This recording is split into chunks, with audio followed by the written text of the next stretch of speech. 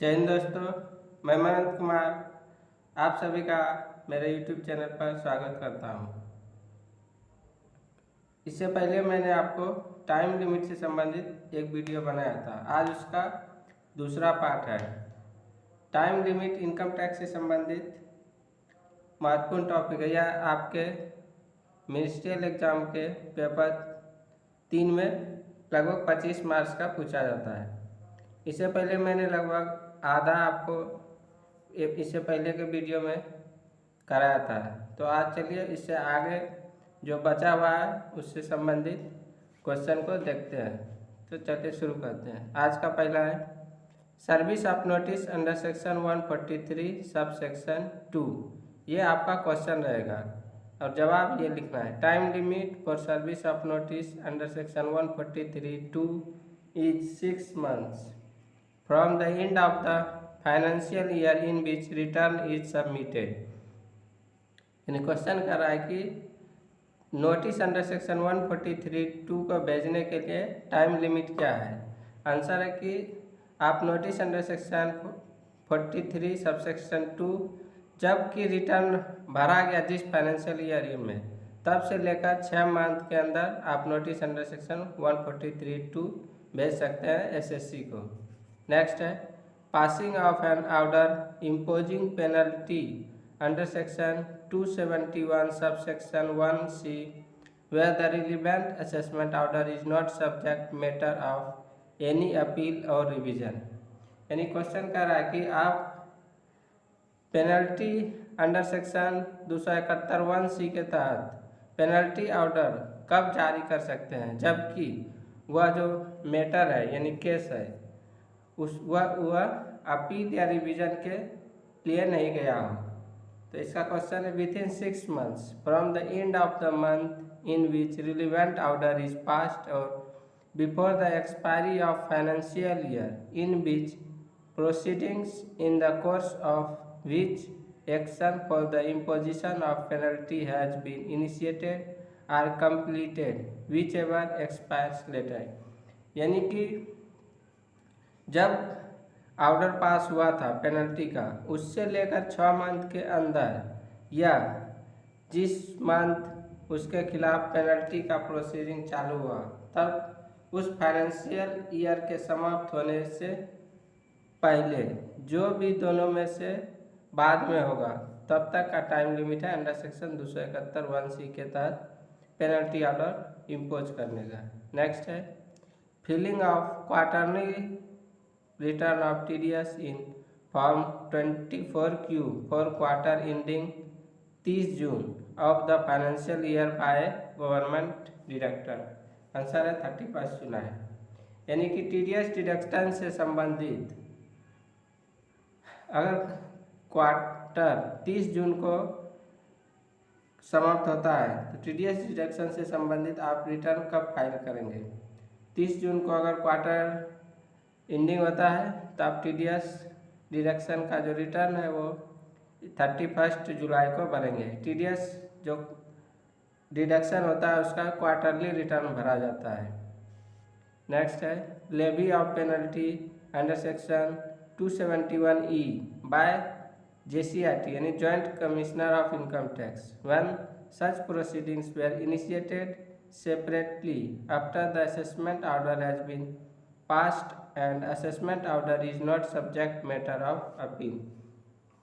Question कर रहा है कि joint commissioner of income tax के द्वारा अंडर सेक्शन 271(e) के तहत पेनल्टी ऑर्डर पेनल्टी कब लगाया जाएगा जबकि उसके जो असेसमेंट है उसमें वे किसी प्रकार का अपील का कोई मैटर संबंधित नहीं हो।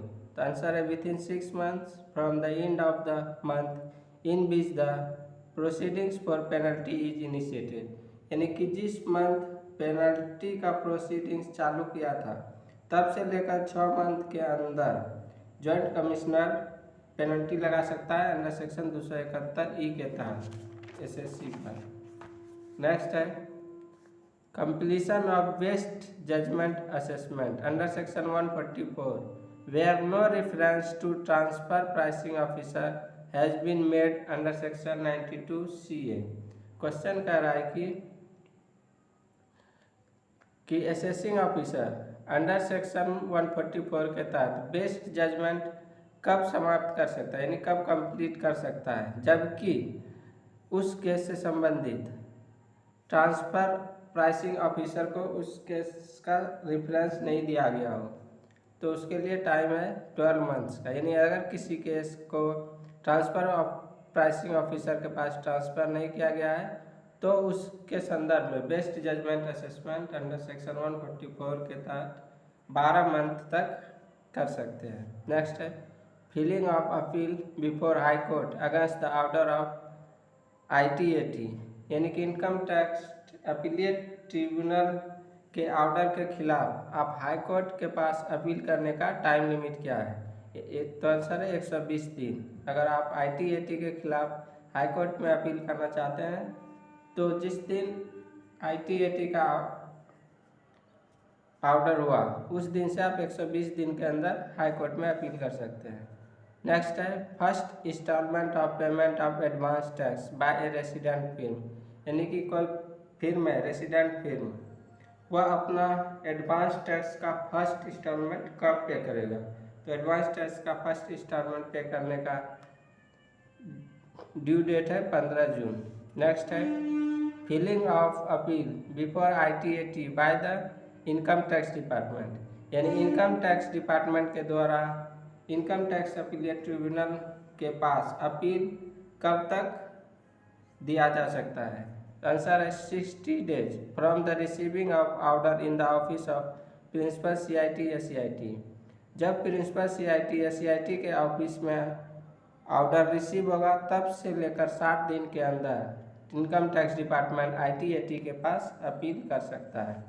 नेक्स्ट है filing of annual information return in respect of transaction under section 285BA, यानी कि अगर कोई ट्रांजैक्शन सेक्शन 285BA के तहत होता है तो उस संबंध में आप एनुअल इंफॉर्मेशन रिटर्न भरने का ड्यू डेट क्या है? तो आंसर है 31 मई, यानी 31 मई तक आप एनुअल इंफॉर्मेशन रिटर्न भर सकते हैं। नेक्स्ट है इंटीमेशन अंडर सेक्शन 143(1), यानी कि किसी SSC को 143(1) के तहत आप इंटीमेशन कब तक भेज सकते हैं, उसका टाइम लिमिट क्या है? आंसर है before expiry of 1 year from the end of the financial year in which the return is made, यानी कि जिस फाइनेंशियल ईयर में किसी SSC ने रिटर्न भरा है उससे लेकर 1 साल तक, यानी 1 साल के अंदर तक आप किसी SSC को अंडर सेक्शन 143(1) के तहत इंटीमेशन भेज सकते हैं। नेक्स्ट है service of notice under section 143(2), 6 months from the end of the financial year in which return is submitted, यानी कि किसी SSC को आप नोटिस अंडर सेक्शन 143(2) के तहत जिस फाइनेंशियल ईयर में रिटर्न भरा गया है तब से लेकर आप 6 मंथ्स के अंदर नोटिस भेज सकते हैं अंडर सेक्शन 142 के तहत। नेक्स्ट है passing an order under section 271C within 6 months from the end of the month in which the penalty under section 271(1)(c has been initiated। Question कर रहा है कि आप 271(1)(c के तहत पेनल्टी ऑर्डर जारी करने का टाइम लिमिट क्या है? तो आंसर है कि जिस मंथ अंडर सेक्शन 271(1)(c के तहत पेनल्टी ऑर्डर इनिशिएट किया गया है तब से लेकर 6 मंथ के अंदर आप पेनल्टी ऑर्डर जारी कर सकते हैं। नेक्स्ट है revision of order under section 263, यानी सेक्शन 263 के तहत इनकम टैक्स डिपार्टमेंट अपने ऑर्डर का रिवीजन करने का टाइम लिमिट क्या है? आंसर है 2 years from the end of the financial year in which the order of the assessing officer sought to be revised was passed, यानी कि जिस मंथ की असेसिंग ऑफिसर का जिस ईयर में असेसिंग ऑफिसर का ऑर्डर रिवाइज होने का पास हुआ है तब से लेकर 2 ईयर तक आप किसी केस को रिवाइज कर सकते हैं अंडर सेक्शन 263 के तहत। नेक्स्ट है rectification of an order by the assessing officer on the application filed by assessee. Question कर रहा है कि अगर किसी एसएससी ने किसी इनकम टैक्स के ऑर्डर को रेटिफिकेशन करने के लिए एप्लीकेशन दिया तो उसका टाइम लिमिट क्या है? तो आंसर है within 4 years from the end of the financial year in which orders out to be amended is passed और within 6 months from the end of the month in which rectification application is received by the income tax authority whichever is earlier.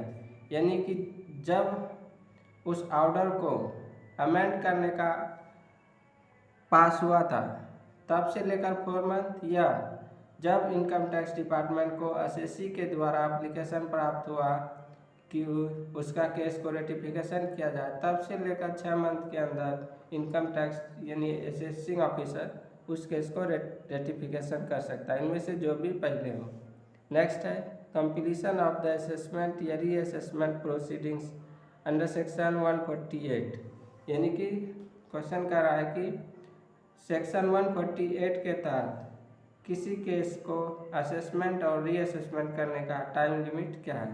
तो answer है 12 months। यानी कि under section 148 के तहत किसी case को assessment या रीअसेसमेंट करने का टाइम लिमिट 12 months है। नेक्स्ट है number of days the impounded documents can be returned by the assessing officer subsequent to the survey proceedings without approval of the PCIT या पीडीआईटी।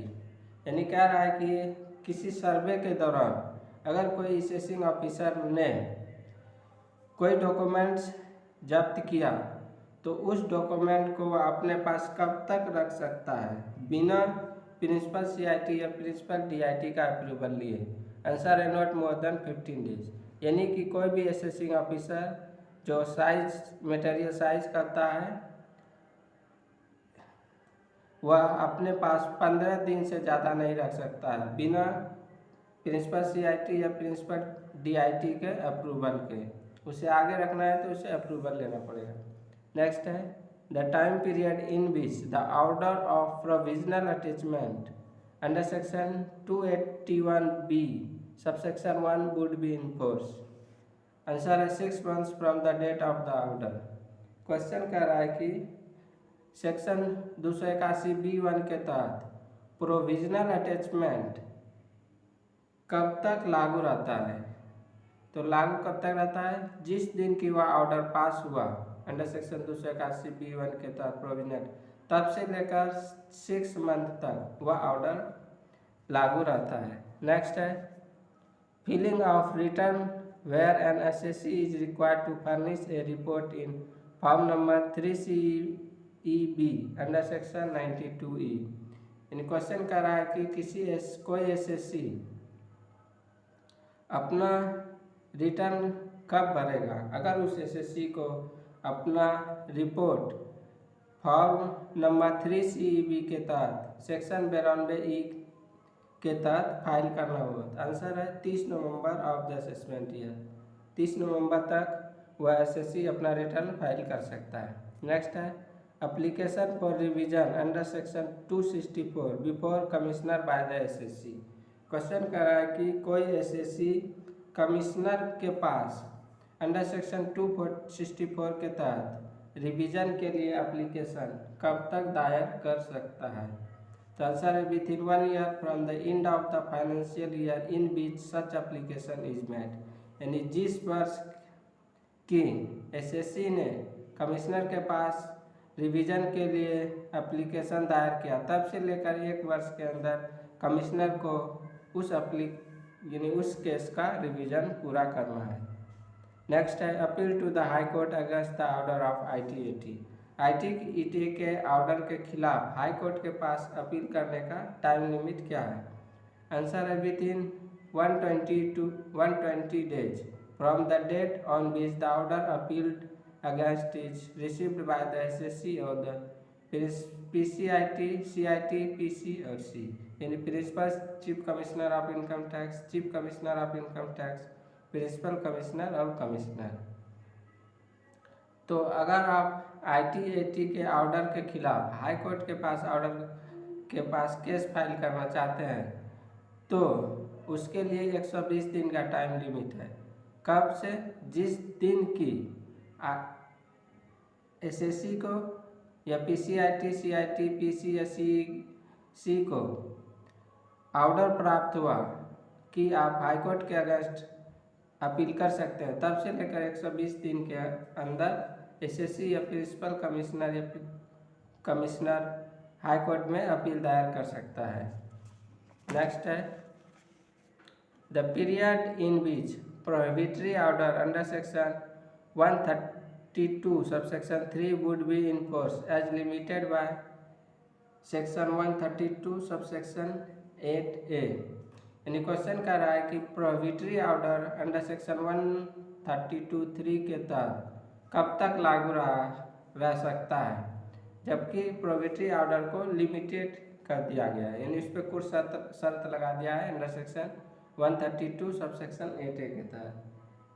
तो answer है 60 days, यानी कि prohibitory order under section 132 subsection 3 के तहत 60 दिन तक लागू रह सकता है। जिस दिन की वह ऑर्डर पास हुआ उस दिन से लेकर 60 दिन तक प्रोहिबिटरी ऑर्डर अंडर सेक्शन 132(3) के तहत लागू रहता है। नेक्स्ट है the period with in which A valuation officer shall give the report on valuation of assets under section 142A(6). Answer है विद इन 6 मंथ। यानी क्वेश्चन कर रहा है कि कोई वैल्यूएशन ऑफिसर किसी एसेट्स का वैल्यू कितना है उसका रिपोर्ट कितने दिन के अंदर देना है असेसिंग ऑफिसर को, तो विद इन 6 मंथ। यानी कि कोई भी वैल्यूएशन ऑफिसर है वो अपने असेसिंग ऑफिसर को किसी एसेट्स का कितना वैल्यू है वह 6 मंथ के अंदर उसे बताना पड़ता है। नेक्स्ट है the period up to which the business loss can be carried forward under section 72 subsection 3। Question कर रहा है कि जो बिजनेस में अगर किसी SSC को लॉस हुआ है तो वह बिजनेस लॉस कितने असेसमेंट ईयर तक कैरी फॉरवर्ड हो सकता है। आंसर है 8 ईयर्स से। यानी बिजनेस लॉस कोई भी SSC का 8 असेसमेंट ईयर तक कैरी फॉरवर्ड हो सकता है। नेक्स्ट है completion of assessment proceedings under section 153A। Question कर रहा है कि सेक्शन 153A के तहत कंप्लीशन ऑफ असेसमेंट यानी असेसमेंट कंप्लीट करने का टाइम लिमिट क्या है। आंसर है 12 months from the end of the financial year in which last of the authorisation under section 132 या 132A वाज एक्सिक्यूटेड। यानी कि जिस फाइनेंशियल ईयर में किसी के खिलाफ सर्वे हुआ है, यानी किसी केस के खिलाफ अगर सर्वे हुआ है 132 या 132A के तहत जिस फाइनेंशियल ईयर में, उस फाइनेंशियल ईयर से लेकर 12 मंथ के अंदर सेक्शन 153A के तहत किसी केस का असेसमेंट पूरा करना पड़ता है, उसका टाइम लिमिट 12 मंथ्स है। नेक्स्ट है service of notice under section 143(2). Answer है 6 months from the end of the financial year in which return is submitted. Question कर रहा है कि अंडर सेक्शन 143(2) के तहत नोटिस जारी करने का टाइम लिमिट क्या है। तो अंडर सेक्शन 143 सबसेक्शन 2 के तहत नोटिस जारी करने का टाइम लिमिट 6 मंथ है।